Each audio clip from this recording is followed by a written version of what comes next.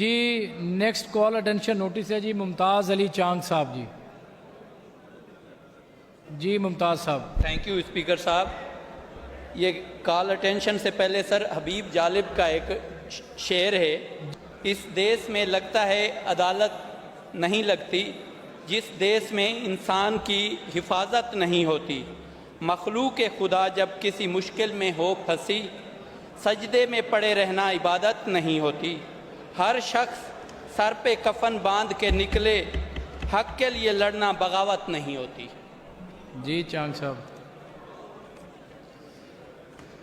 जी मेरा मिनिस्टर साहब से है, क्या ये दुरुस्त है कि सादकाबाद शहर के करीब से चक 146P के रिहायशी 2 नौजवानों को चंद दिन पहले डाकुओं ने अगवा कर लिया, जिनका 3 करोड़ तावान तलब किया जा रहा है। गुज़श्ता सालों में पुलिस को कच्चे के डाकुओं पर काबू पाने के लिए अरबों रुपए के फंड जारी किया गया है। इसके बावजूद अगवा बराए तावान की वारदातें नहीं रुक रहीं। इस वाक़े की तकरीबन 2 हफ्ते गुजर जाने के बाद पुलिस ने अब तक क्या कार्रवाई की है, तफसील से आगाह फरमाएं। जी मिनिस्टर फॉर पार्लियामेंट्री अफेयर्स। मेरी हाउस से भी गुजारिश है, जितना मिनिस्टर साहब ने टाइम लिया है एक झूठी रिपोर्ट पढ़ने में जो पुलिस वालों ने दी है, क्योंकि पहले तो यहाँ डीपीओ को होना चाहिए था। हम मेंबर हैं, हम अपना कीमती टाइम अगर हल्के को छोड़ के आते हैं, डीपीओ या आरपीओ को यहाँ होना चाहिए था। जी जब भी मेरी कॉल अटेंशन होती है सर, मैं थोड़ा सा ऐड कर दूं। उसमें ये है कि डीपीओ रहीम यार खान की तरफ से ये रिक्वेस्ट आई थी हमारे असेंबली सेक्रेटेरिएट को कि उनकी रिक्रूटमेंट हो रही है, तो इस वजह से वो नहीं आ सके, लेकिन उनके जो ऑफिसर्स हैं बाकी वो आए हुए हैं यहाँ पे। ठीक कह रहे हैं, मगर ये रहीम यार खान का डीपीओ या वहाँ के एसएचओ वो शायद इस असेंबली से बालातर हैं, यही मैं कह सकता हूं। ऐसी कोई बात नहीं। दूसरी बात है सर, मैंने ये 2 बंदों की, मैंने 5 बंदों की कॉल अटेंशन जमा कराई थी, 2 की आई है। ये 3 बंदे अभी भी डाकुओं के पास हैं, एक और बंदा भी है, 4 डाकुओं के पास हैं। तो हम खुशी से नहीं आके ये कॉल अटेंशन जमा, हमें और भी डेवलपमेंट के कामों के लिए भी बात करनी होती है, दूसरी भी बात करनी होती है, और आके फेक रिपोर्टें दे देते हैं। देखें 2 साल से सर ये डीपीओ है, 1100 पुलिस वाले वहाँ लगे हुए हैं। 2 बंदे हमारे 1 हफ्ता पहले अगवा होते हैं, 50 सिविलियन लोग जाके कच्चे में डाकुओं का मुकाबला करके अपने 2 बंदे जो किडनैप थे उनको लेके आते हैं। तो 1100 पुलिस वाले, कितना टैक्स जा रहा है, कितना हमारा पाकिस्तान का पंजाब का पैसा लग रहा है, क्यों नहीं अब तक अरबों रुपया लग गया है। सिर्फ वो डीपीओ या शुगर कैन जब कटती है तो करोड़ों रुपए की प्रॉफिट के लिए वहां बैठे हैं, लोगों का गन्ना काट के ले जाते हैं, या गंदम जब कटती है तो ऑपरेशन करते हैं। अब ना पानी है वहां पे, ना जंगल है वहां पे, तो किस चीज का कच्चा रह गया है जहां पे वो कार्रवाई नहीं कर सकते। असल बात यह है सर, ये हकीकत पे मैं हल्फियन कह सकता हूं, ये डाकू भी 70% इस रहीम यार खान पुलिस ने बनाए, इसी डीपीओ ने बनाए, उनको बेघर किया है, उन पे झूठी FIR की हैं, तो फिर वो डाकू नहीं बनेंगे तो वो क्या करेंगे ये मैं बताऊं। ये सर एक मिसाल दे रहा हूं, इस हाउस को दिखा रहा हूं कि एक बंदे को, बेगुनाह बंदे को पकड़ा है, उससे अपना मकान, उसको कहे रिश्वत नहीं है तो मकान लिख के दो, ये पुलिस कस्टडी में वो मकान लिख के दे रहा है। मकान जब लिख के दिया है, मैंने मुदई से बात की है, उसने कहा हमें पुलिस ने कहा है। वो मुदई, जब मुदई ने बयान फेर के दिए तो दूसरे दिन उसको मर्डर की FIR में डाल दिया है। एडिशनल IG साहब ने इंक्वायरी की है, वो पुलिस वाले झूठे निकले। अगर इसी तरह की FIR करेंगे, डाकू बनाएंगे, लोगों को बेघर करेंगे, तो इसी तरह हम पे ही वो जुल्म करेंगे, हमें ही अगवा करेंगे। मैं तो 1 साल से सर ये असेंबली में कच्चे का रोना रो रहा हूं, मगर कच्चा ठीक नहीं हो रहा। एक मैं चीफ मिनिस्टर साहब की वीडियो देख रहा था, मैं उनका एहतराम करता हूं क्योंकि वो खातून है। वो कह रही थी कि मेरे बेटे जुनेद सफदर जो है वो कोई गाड़ी तेज चला रहा था तो मैंने कहा, डांटा उसको कि आप मेरी 30 साल की इन्वेस्टमेंट हैं, ये बच्चे भी हमारी इन्वेस्टमेंट हैं, हमें भी इन बच्चों का तहफ़्फ़ुज़ करना है। हमने पूरा लाहौर बन गया, पंजाब बन गया, हमें कोई इतराज़ नहीं है सर। यहाँ पे आप ऑरेंज ट्रेनें चलाएं, ग्रीन रोडें बनाएं, मगर क्या हमारे लिए अमन अमान का भी हक नहीं है? बाकी तो आप हमारा सारा हिस्सा खा गए हैं।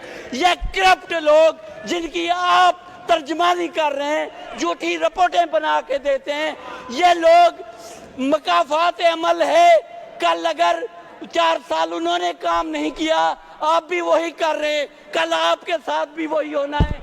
हम भी पीपल्स पार्टी का हिस्सा सिर्फ कुर्सियों को चिपकने के लिए नहीं आते, हम लोग यहाँ बैठे हैं आपकी मदद करने के लिए। आप हमें दीवार से लगाएंगे तो वफाक में भी आप दीवार से लगेंगे।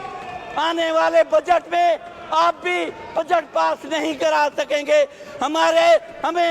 हमें इन करप्ट लोगों के हवाले ना करें। हमारी सादकाबाद की रहीम यार खान के 55 लाख की आबादी को या डाकुओं के हवाले किया है या इन करप्ट पुलिस वालों के हवाले किया है। 2 साल से यही करप्ट पुलिस वाला क्यों बैठा है? और अगर वो पुलिस वाले करप्ट ट्रांसफर होते हैं, डिवीजन ट्रांसफर होते हैं, मगर SHO उनको वही थानों पे बैठे रहते हैं। ये कौन सा असूल है? ये हमारे साथ इंतहाई जुल्म है।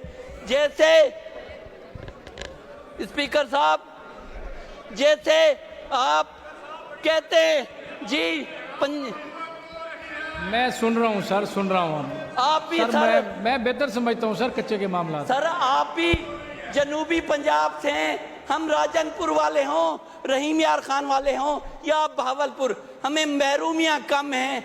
दूसरी, हमें ये कच्चे के डाकू दे दिए या करप्ट लोग दे दिए, या हम इंसाफ के लिए अगर असम्बली का दरवाज़ा खटकाते हैं तो असम्बली के सीनियर पोजीशन पे लोगों को अप्रोच करा के ना मेरी कोई कॉल अटेंशन, कोई प्रिविलेज मोशन मूव नहीं होने देते। ये पुलिस वाले क्या सर इतने ताकतवर हैं? मैं सेकंड टाइम MPA बन के आया हूँ, अवाम का नुमाइंदा हूँ। अगर उसका प्रिविलेज ये पुलिस करप्ट लोग अगर मुझे इंसाफ मुहैया करने में दुश्वारी पेश करते हैं तो इनको कैफरे किरदार तक पहुँचाना चाहिए और इंक्वायरी होनी चाहिए कि कच्चे में डाकू किन्होंने पैदा किए हैं। अगर बेगुनाह लोगों पे FIR इन्होंने की है तो उनको भी इंसाफ होना चाहिए सर। और अगर बेघर लोगों को बेघर किया है उसका इंसाफ होना चाहिए। मगर ये इन चीजों से मैं मुतमईन नहीं हूँ। जैसे सर DPO ने, पुलिस वाले किडनैप होते हैं, DPO उनको डील के तहत ले आता है, वो बैठा ही डील के लिए है, या डाकुओं के साथ डील करता है या किसी से करप्शन के लिए डील करता है। अगर इसको डील करनी है तो हमारे बंदे जी चांद साहब आ गया ना डील के तहत सर इनको आजाद करवाया जाए। इनके वर्षा के पास कोई पैसा नहीं है या पंजाब हुकूमत, मिनिस्टर साहब को भी रिस्पॉन्ड करने देना, इनको आजाद कराया जाए। जी कोई काम अगर करना चाहते हैं ना सर, जी मेहरबानी करें, मशवरा दें मिनिस्टर साहब। मिनिस्टर साहब अगर आप करना, मैं नहीं कहता कि सारा रहीम यार खान करप्ट पुलिस वाले, कोई चेक पोस्ट नहीं बन रही, ये पैसा जाया करवा, इस हुकूमत का पैसा जाया करा रहे हैं और करोड़ों रुपए की उसके अंदर करप्शन कर रहे हैं। मेरा घर है जहां ये चेक पोस्टें बना रहे हैं, मैं आपको इनवाइट करता हूं यहां से कमेटी बन जाए, देखे कि चेक पोस्टों पे कोई पुलिस वाला नहीं है। जी ठीक हो गया। मैं चांद साहब सर, जिन्होंने ये कच्चे को अगर ठीक करना है, अगर कच्चे वालों के ऊपर झूठी FIR हुई हैं, उनको दहशतगर्द बनाया गया है, उनको भी वो करें।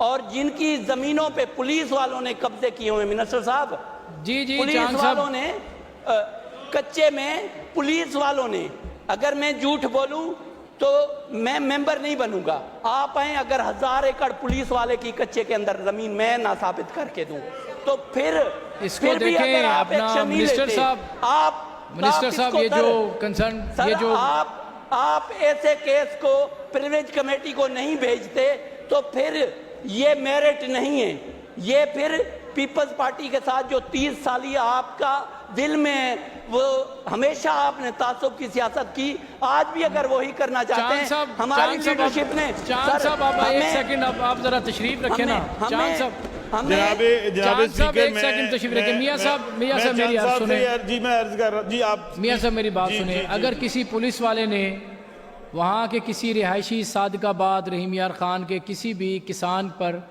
ये जुल्म ढाया है और उसकी ज़मीन पर कब्ज़ा किया, तो आपको इस पर एक्शन लेना चाहिए और आप इस पर इंक्वायरी करें मियां साहब, और ज़मीन वहाँ गुजार करवाएं। अगर मैं जनाब स्पीकर, मैं बिल्कुल चांद साहब हमें इनके पास जो कह रहे हैं डिटेल अगर मुझे दें तो मैं बिल्कुल मेक श्योर करेंगे इंशाअल्लाह ताला।